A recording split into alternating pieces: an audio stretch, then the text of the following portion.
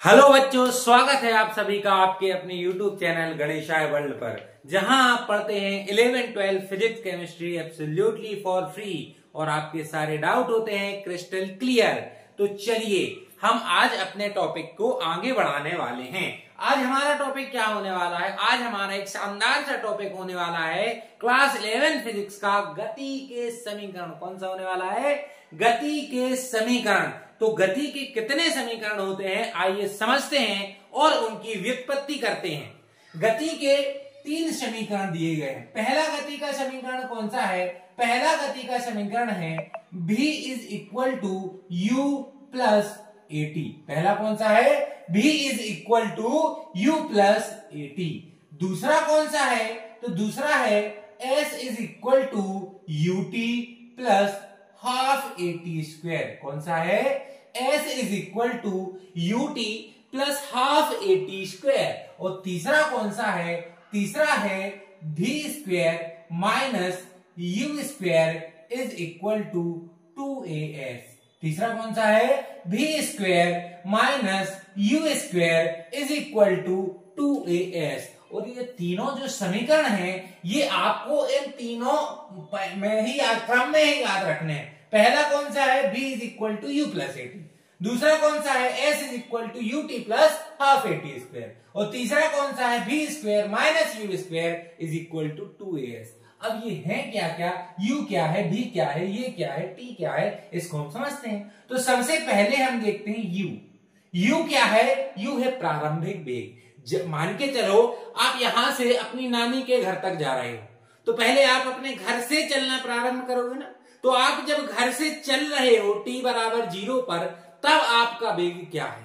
तो वो आपका क्या कहलाएगा? प्रारंभिक वेग। जिस वेग से आपने क्या किया है? चलना स्टार्ट किया है, तो वो आपका क्या होगा? प्रारंभिक वेग। उसे हम u से दर्शाते हैं। तो u क्या हो जाएगा? u हो जाएगा प्रारंभिक वेग। u क्या हो जाएगा आपका? u हो जाएगा प्रारंभिक वेग। प्रारंभिक वेग u हो गया हमारा प्रारंभिक वेग। अब आप यदि घर से निकले हो नानी के घर के लिए, तो वहां पहुंचोगे भी तो, और वहां जिस वेग से पहुंचोगे वो वेग कौन सा हो गया? वो वेग हो गया v। और v क्या होता है? v होता है अंतिम वेग। v क्या होता है? v होता है अंतिम वेग। तो आप जिस वेग से अपने घर से निकले वो हो गया आपका प्रारंभिक वेग, और जिस वेग से आप नानी के घर पर पहुंचे या जहां जाना है वहां पहुंचे वो क्या हो गया? वो हो गया अंतिम वेग। अब जाने में कुछ समय भी तो लगा होगा ना, तो वो समय क्या हो गया? t। मतलब t क्या हो गया? समय। जितने समय में आप घर से निकल के अपनी नानी के घर तक पहुंचे हो वो क्या हो गया आपका? वो हो गया आपका समय। क्या हो गया? समय। इसके बाद और क्या है? और है s। तो s क्या है भाई? आपके घर से नानी के घर की कुछ दूरी भी तो होगी। दूरी, तो दूरी को हम क्या बोलते हैं? दूरी जो है, दूरी एक अदिश है और इसका सदिश रूप क्या होता है? विस्थापन। विस्थापन क्या होता है? विस्थापन। तो यहाँ आपके घर से नानी के घर का जो विस्थापन है वही क्या है? s। तो s क्या हो गया? s हो गया विस्थापन। क्या हो गया? विस्थापन। इसके बाद अगला क्या है? तो अगला है a। क्या होता है? ये होता है त्वरण। भाई a क्या होता है? त्वरण। त्वरण क्या होता है? त्वरण क्या होता है? त्वरण आप जानते हो।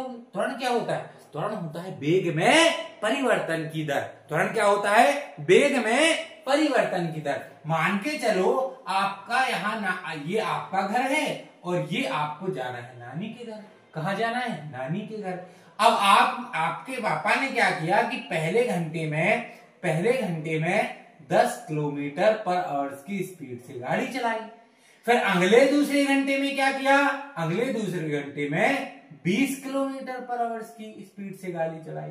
और अगले तीसरे घंटे में जब आप नानी के यहाँ पहुंचे तब उन्होंने 30 किलोमीटर पर आवर की स्पीड से क्या चलाई? गाड़ी चलाई।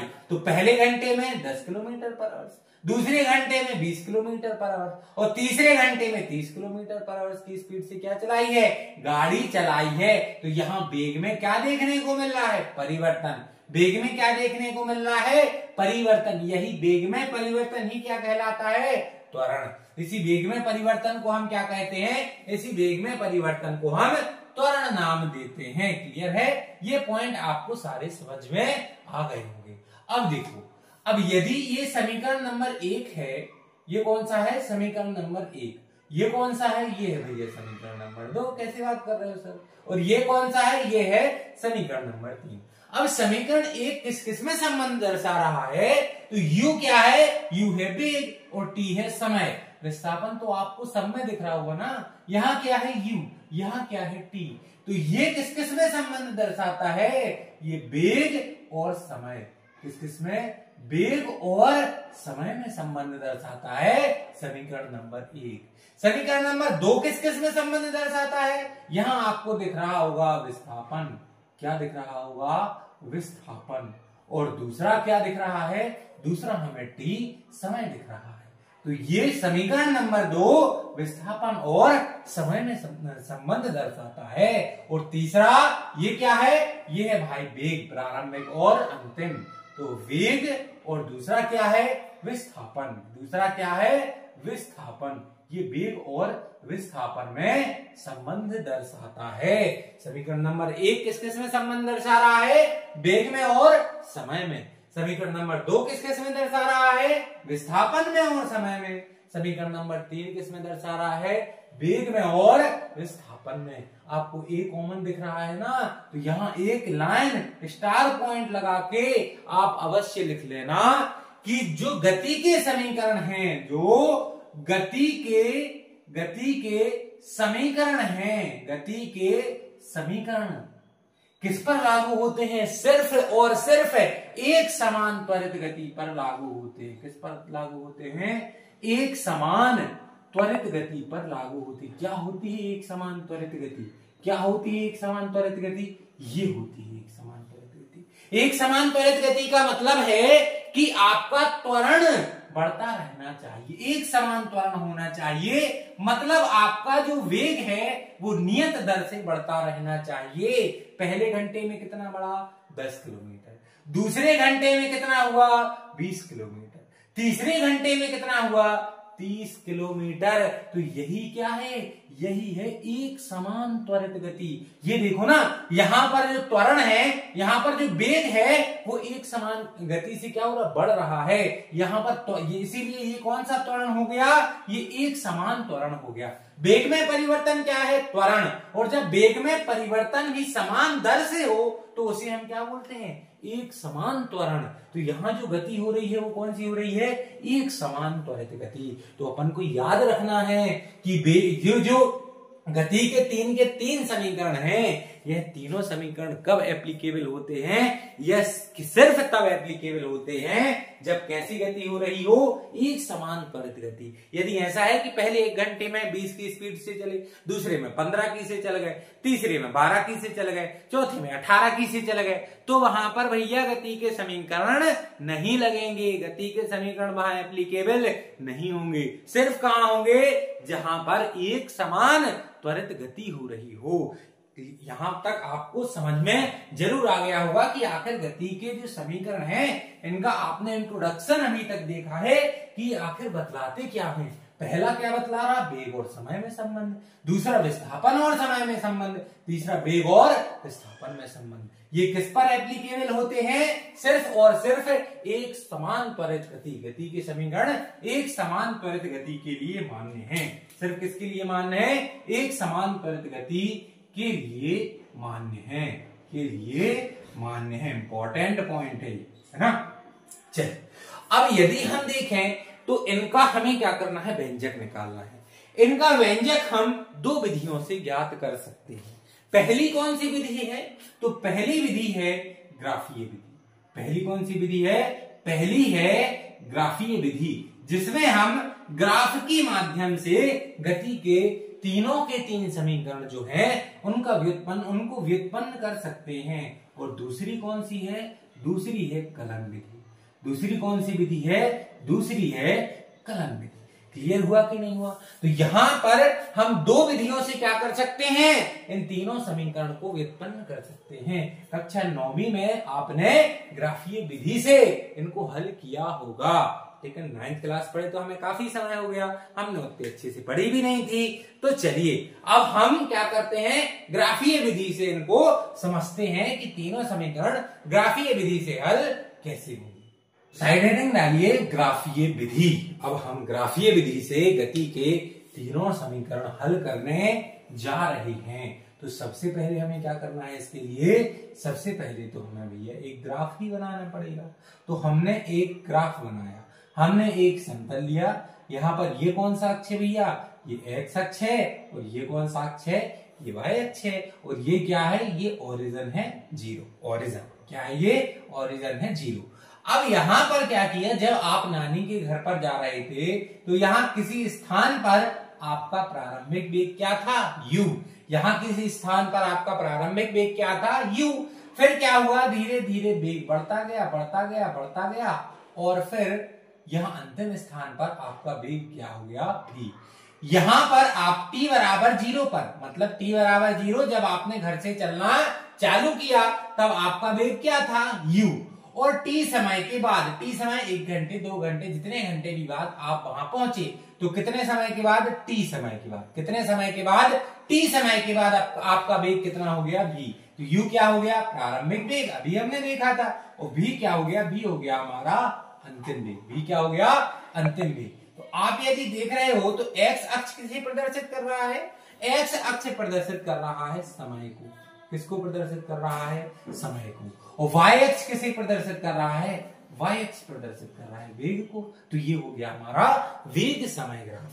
ये क्या हो गया, वेग समय ग्राफ। वेग समय ग्राफ से ही हम गति के सारे जो समीकरण हैं उनको हल करेंगे।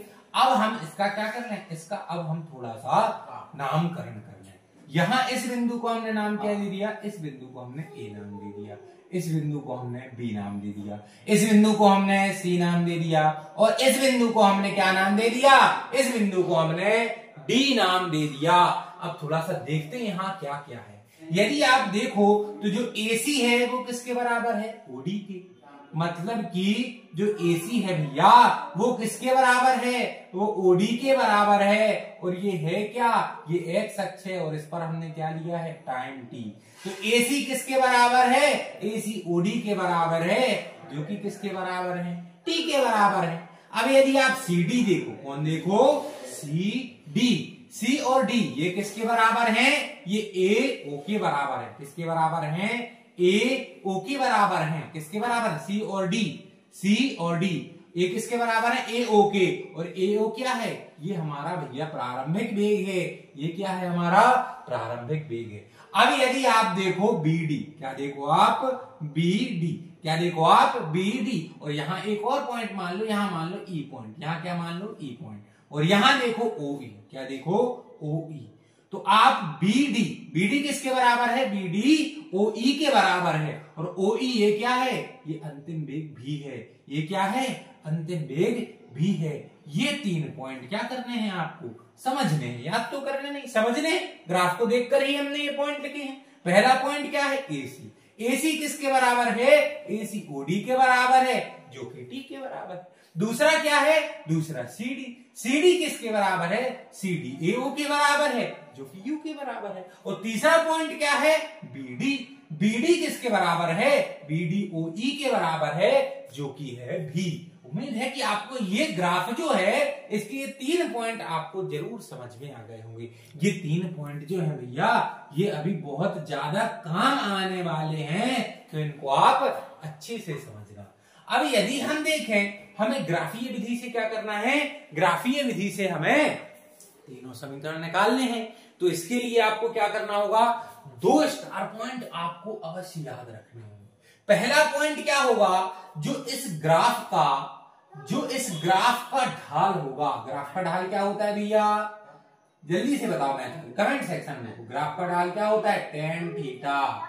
ग्राफ का ढाल क्या होता है, tan थीटा। ग्राफ के ढाल को हम किससे निकालते हैं, tan थीटा से। तो ग्राफ का ढाल किसके बराबर है, ग्राफ का ढाल हमेशा त्वरण के बराबर है। ग्राफ का ढाल किसके बराबर होता है, त्वरण के बराबर। और यदि आप देखो ये पूरा ग्राफ AOBD, कौन सा, AOBD, इतना पूरा ग्राफ। तो ये जो ग्राफ का क्षेत्रफल होता है, ये जो ग्राफ का क्षेत्रफल होता है, ये जो ग्राफ का क्या है, ये जो ग्राफ का क्षेत्रफल है भैया, ए है, एरिया है, ये किसके बराबर होता है, ये आपका विस्थापन के बराबर होता है। किसके बराबर होता है, विस्थापन की। ये जो दो स्टार पॉइंट हैं ये आपको याद रखने हैं। यदि आप बोलो कि सर हमें नहीं समझ में आया, आप समझाओ, समझ में तो आ गया कि ग्राफ का ढाल क्या है, त्वरण, दूसरा ग्राफ का क्षेत्रफल क्या है, विस्थापन। यदि आप ये आपके सिलेबस का नहीं है, यदि फिर भी आप ये जानना चाहो तो कमेंट सेक्शन में बता देना, हम एक वीडियो बना देंगे जिस पर आपको बता देंगे ग्राफ का ढाल त्वरण क्यों होता है और ग्राफ का क्षेत्रफल विस्थापन क्यों होता है। अभी ये वीडियो बहुत लंबी हो जाएगी यदि अपन इस पर चर्चा करेंगे तो। यदि आपको ये जानना है कि सर ऐसा ही क्यों होता है कि ग्राफ का ढाल त्वरण क्यों है या ग्राफ का क्षेत्रफल विस्थापन क्यों, तो आप कमेंट सेक्शन में लिख देना, एक वीडियो हम इस पर भी बना लेंगे। अभी फिलहाल में आपको याद रखना है कि ग्राफ का ढाल क्या है, त्वरण, और ग्राफ का क्षेत्रफल क्या है, विस्थापन। क्लियर हुआ? बिल्कुल हो गया होगा। अब हम लेके चलते हैं समीकरण 1 की व्युत्पत्ति। समीकरण 1 की व्युत्पत्ति कैसे होती है कि हमने देखा कि जो त्वरण है ये किसके बराबर है, जो त्वरण है ये किसके बराबर है, ये ग्राफ के ढाल के बराबर है। ये किसके बराबर है भैया, ये ग्राफ के ढाल के बराबर है। त्वरण क्या होता है, त्वरण ए होता है, और ग्राफ का ढाल क्या होता है, ग्राफ का ढाल होता है tan थीटा। और tan थीटा बराबर क्या होता है, tan थीटा बराबर होता है लंब बटे आधार। tan थीटा बराबर क्या होता है, tan थीटा बराबर होता है लंब बटे में आधार। अब यदि आप ये थीटा एंगल देखो तो इसके लिए लंब कौन है, BC। लंब कौन है थीटा के लिए, BC। दिख रहा है कि नहीं दिख रहा है, अच्छे से देखना भैया। और दूसरा आधार, आधार क्या है, आधार है भैया AC। आधार क्या है, AC। लंब क्या है, BC। ये तो जानते हो ना, tan थीटा बराबर लंब बटे आधार, tan थीटा बराबर लंब बटे आधार। ये एंगल थीटा है तो इसके आगे लंब कौन हो गया, BC, और आधार कौन हो गया, आधार हो गया भैया अपना AC। आधार कौन हो गया, AC। तो A बराबर क्या आ गया। अब आप देखो कि BC जो है क्या, BC। अब BC किसके बराबर, BC को अपन कैसे लिख सकते हैं, अब हमें इतना भाग निकालना है, कितना भाग, तो हम क्या करें, ये जो पूरा भाग है, पूरा भाग मतलब कौन, BD। पूरा भाग कौन, BD। इसमें से यदि हम किसको हटा दें, CD को, इस भाग को हटा दें। ये पूरा भाग क्या है, ये यहां से यहां तक भाग क्या है, BD। इसमें से यदि हम किसको घटा दें, CD को, किसको घटा दें, CD को। यदि हम इसमें से CD को घटा दें तो क्या हमें क्या मिल जाएगा, BC। मिल जाएगा कि नहीं मिल जाएगा, बिल्कुल मिल जाएगा। ये पूरा भाग क्या है, ये यहां से यहां तक भाग है BD, और यहां से यहां तक भाग है CD। इस पूरे में से इस भाग को घटाया तो ये भाग हमें मिल गया। और नीचे क्या है, नीचे AC। और भैया AC किसके बराबर है, AC तो T के बराबर है सर, अभी आपने बतलाया था। तो A बराबर क्या आ गया, अब यहां देखो, अब यदि आप यहां देखो तो BD क्या है, B। ये पूरा क्या है, B। ये BD क्या है, B, माइनस में CD। अब CD क्या है, यदि आप देखो C से D, C से D, CD किसके बराबर है, AO के, और ये क्या है, O। यहां देखो CD क्या है, U। CD किसके बराबर है, U के। CD किसके बराबर है, U के, और नीचे क्या लिखा है अपना, T। तो यदि आप यहां देखो तो AT बराबर क्या हो जाएगा, AT बराबर हो जाएगा V माइनस U। इसको आप समीकरण 1 नाम दे देना, क्योंकि ये अभी दूसरे समीकरण की व्युत्पत्ति में अपन को काम आने वाला है। यदि AT भी किसके बराबर हो गया, V माइनस U के, और यदि आप यहां से U निकालो तो U आप यहां रखा, तो यदि आप एक काम करो, V को यही रहने दो, V को यही रहने दो, U को यहां लेके आओगे तो माइनस U क्या हो जाएगा, प्लस, और AT तो प्लस में है, तो V इज इक्वल टू क्या आ जाएगा, V इज इक्वल टू आ जाएगा U प्लस AT। और बधाई हो भैया, यहां आपने क्या किया है, यहां आपने गति का जो पहला समीकरण है इसको हल कर लिया है। ये कौन सी मेथड से किया अपना, आपने किया है कौन सी विधि से, ग्राफीय विधि से। आपने ग्राफीय विधि से प्रॉपर तरीके से गति के पहले समीकरण को क्या किया है, हल किया है। अच्छा, गति के पहले समीकरण को एक और तरीके, कलन के अलावा, ग्राफीय के अलावा एक और विधि से हम हल कर सकते हैं। बहुत सिंपल सी विधि है, वो हम देखते हैं। त्वरण क्या होता है, यदि हम त्वरण की परिभाषा लिखें तो त्वरण की परिभाषा क्या है, वेग में परिवर्तन की दर। मतलब त्वरण होता है वेग में परिवर्तन, त्वरण होता है वेग में परिवर्तन, और बटे में आ गया समय। त्वरण क्या होता है, वेग में परिवर्तन और बटे में आ गया समय। अब त्वरण को ए से दर्शाते हैं, किससे दर्शाते हैं? ए से। और वेग में परिवर्तन क्या है? वेग में परिवर्तन है अंतिम वेग माइनस प्रारंभिक वेग। वेग में परिवर्तन क्या है? वेग में परिवर्तन है अंतिम वेग। अंतिम वेग क्या है? भी, अभी देखा थोड़ी देर पहले। और प्रारंभिक वेग क्या है? यू। प्रारंभिक वेग क्या है? यू। और नीचे क्या लिखा है? समय। समय को हम किससे प्रदर्शित करते हैं? टी से। तो यहां यदि आप देखो टी का पक्षांतर करो तो ए टी बराबर आ जाएगा v माइनस यू। और यहां आप लिख सकते हो यदि आप u का पक्षांतर कर दो तो u प्लस का हो जाएगा u प्लस ए टी बराबर v, या v बराबर आ जाएगा u प्लस ए टी। ये भी क्या है? ये भी सत्यापन है। लेकिन यदि आप ग्राफीय विधि से देखो तो ये प्रॉपर सत्यापन है, ये भी सत्य। यदि ये याद ना रहे प्रॉपर तो आप ये भी कर सकते हो, लेकिन ग्राफीय विधि से सत्यापन पहले समीकरण का ये है। अब हम देखते हैं ग्राफीय विधि से दूसरे समीकरण का सत्यापन। पहला समीकरण आप समझ गए होंगे गति का। गति का पहला समीकरण क्या आया? v बराबर u प्लस ए टी। अब हम देखते हैं गति के दूसरे समीकरण को। तो गति के दूसरे समीकरण के लिए हमें पता है, क्या पता है भैया? हमें पता है कि जो विस्थापन होता है, विस्थापन होता है ये किसके बराबर है? स्टार पॉइंट किसके बराबर है? ग्राफ के क्षेत्रफल के। किसके बराबर है? ग्राफ के क्षेत्रफल के। तो विस्थापन को हम किससे दर्शाते हैं? एस से। और ग्राफ का क्षेत्रफल ये देख रहे हो आप, ग्राफ का क्षेत्रफल है ओ ए बी डी का क्षेत्रफल। ग्राफ का क्षेत्रफल है ओ ए बी डी का क्षेत्रफल। तो क्या हम ग्राफ के क्षेत्रफल निकालने के लिए हम दो चीजों का प्रयोग कर सकते हैं, दो क्षेत्रफल निकाल सकते हैं। पहले तो हम यहां आपको आयत दिख रहा होगा, ये देखो, ये देखो, ये देखो, ये आपको आयत दिख रहा है ए सी डी ओ, ए सी डी ओ, ये एक आयत दिख रहा। और आपको ए बी सी एक त्रिभुज दिख रहा। ए सी डी ओ एक आयत दिख रहा होगा और ए बी सी एक त्रिभुज दिख रहा होगा। यदि हम इन दोनों का क्षेत्रफल निकाल के इसको जोड़ दें, इन दोनों का क्षेत्रफल निकालें और जोड़ दें, तो हमें क्या इस पूरे एरिया का क्षेत्रफल मिल जाएगा। और यही क्षेत्रफल किसके बराबर है? विस्थापन की। तो हम इसका क्षेत्रफल कैसे निकाल सकते हैं? पहले तो हम क्या करें? पहले तो हम आयत ए सी डी ओ का क्षेत्रफल निकालें।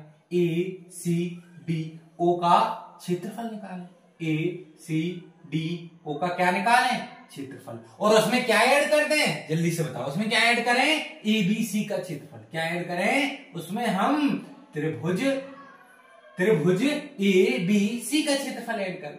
क्या ऐड करें? त्रिभुज ए बी सी का क्षेत्रफल। त्रिभुज ए बी सी का क्षेत्रफल। यदि हम ये दोनों क्षेत्रफल क्या करें?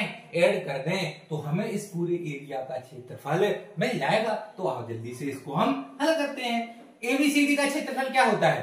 क्या होता है? लंबाई गुणित में चौड़ाई। क्या होता है? लंबाई गुणित में चौड़ाई। ये तो होता है भैया आयत का क्षेत्रफल, बचपन से तो पढ़ते आ रहे हैं। अब इसके अलावा हम देखें त्रिभुज एबीसी का क्षेत्रफल। तो त्रिभुज का क्षेत्रफल क्या होता है? 1/2 आधार, 1/2 आधार गुणित में ऊंचाई। ये होता है 1/2 आधार गुणित में ऊंचाई। अब यहां जल्दी देखो, लंबाई कितनी है? लंबाई यू है। लंबाई कितनी है? यू ओ ए, यहां ओ ए लिख लो ज्यादा है। और चौड़ाई कितनी है? चौड़ाई ओडी। चौड़ाई कितनी है? चौड़ाई ओडी है। अब यदि यहां देखो तो 1/2। इस त्रिभुज का आधार कितना है? त्रिभुज का आधार ए सी है, ए से सी। त्रिभुज का आधार कितना है? ए सी। और त्रिभुज की यदि आप ऊंचाई देखो तो त्रिभुज की ऊंचाई कितनी है? बी से सी। त्रिभुज की ऊंचाई निकालना, पूरे ग्राफ की ऊंचाई नहीं निकालना, किसकी ऊंचाई निकालना? त्रिभुज की। त्रिभुज की ऊंचाई है बी सी। अब जल्दी से जो मान दिए हैं वो लिख लो। हमें ओ ए का मान कितना दिया है? देखो ओ ए या ओ ए, ओ ए या ए ओ कितना है? यू। ये देखो ओ ए कितना है? यू है। तो इसका मान हमने लिख लिया u. Plus OD, OD, OD कहां दिख रहा है? ओडी ये दिख रहा है भैया। ओडी का मान क्या है? टी।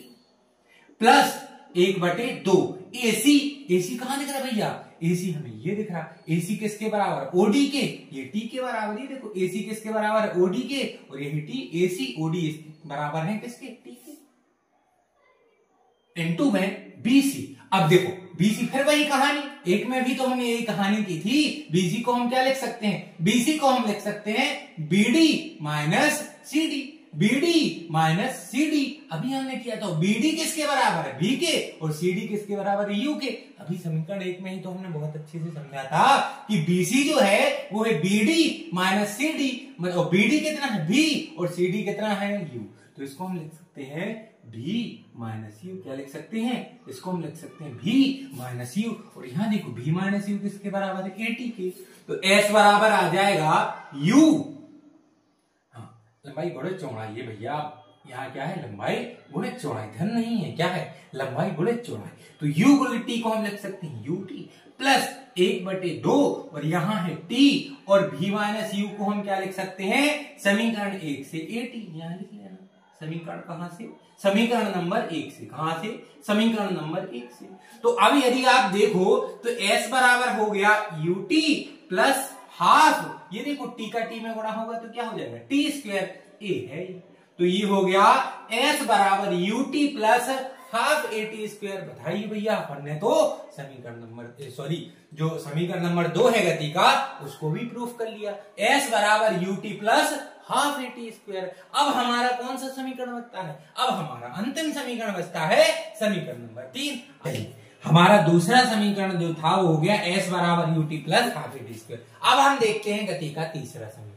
गति का तीसरा समीकरण भी किससे निकलेगा, ग्राफ के क्षेत्रफल से। किससे निकलेगा, ग्राफ के क्षेत्रफल से। दूसरा भी किससे निकला था, ग्राफ के क्षेत्रफल से। लेकिन दूसरे में हमने ग्राफ का क्षेत्रफल जोड़ तोड़ के बनाया था। कैसे बनाया था, आयत के क्षेत्रफल में त्रिभुज का क्षेत्रफल जोड़ा था। अब आपको आयत के क्षेत्रफल में त्रिभुज का क्षेत्रफल नहीं जोड़ना, अब आपको क्या करना है, अब आपको ये दिख रहा ओ ए बी डी, ये क्या बन रहा है, समलंब चतुर्भुज। क्या बन रहा है, समलंब चतुर्भुज। अब सीधा का सीधा इसका क्या निकाल लो, क्षेत्रफल, तो आपको गति का तीसरा समीकरण मिल जाएगा। अब टाइम स्टैम्प पे आपको क्या करना है, आपको यहाँ रोक के और समलंब चतुर्भुज के क्षेत्रफल का सूत्र लिखना है। क्या होता है समलंब चतुर्भुज के क्षेत्रफल का सूत्र, 1/2 और दो समांतर भुजाओं का योग, दो समांतर भुजाओं का योग, दो